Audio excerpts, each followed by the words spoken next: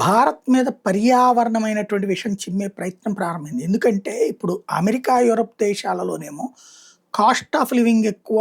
అక్కడ పరిశ్రమలు నడపాలంటే కష్టం. చైనాలోనేమో నిరంతర సంక్షోభాలు, తలనొప్పులు అవుతున్నాయి. అదే సమయంలో గల్ఫ్ దేశాలు గ్యారంటెడ్ కాదు మొన్నటిదాకా ఉన్నది. అవి ఇండియా వైపు వస్తాయి ఇప్పుడు.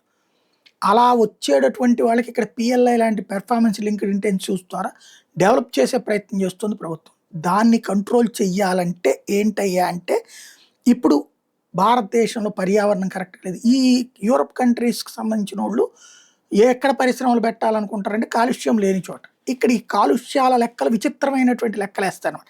భారతదేశంలో 5 ప్రధాన నగరాలు.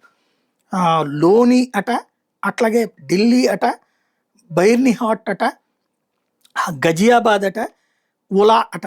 ఈ 5 నగరాలు కూడా ప్రపంచంలోనే అతిపెద్ద కాలుష్య నగరాలు.